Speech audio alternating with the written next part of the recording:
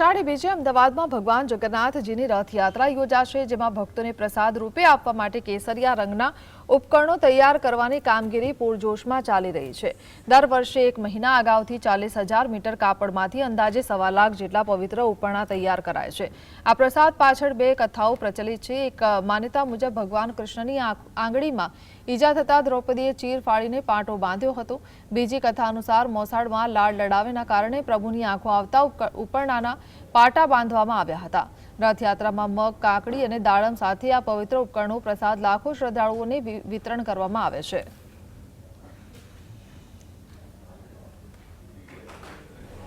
આગામી 16 જુલાઈના રોજ ભગવાન જગન્નાથની 149મી જે રથયાત્રા છે તે યોજાવાની છે। ત્યારે રથયાત્રાની જે તડામાર તૈયારીઓ છે તે ચાલી રહી છે। રથયાત્રામાં જાંબુ, કેરી, મગ વગેરેનો પ્રસાદ આપવામાં આવે છે। સાથે સાથે જે ઉપરણા છે તે ઉપરણા પણ ભક્તોને પ્રસાદ રૂપે આપવામાં આવે છે। ત્યારે જે ઉપરણા બનાવવાની જે કામગીરી છે તે પૂરજોશમાં ચાલી રહી છે। કેસરી રંગના આ ઉપરણા નું પ્રસાદીમાં ખૂબ જ મહત્વ છે।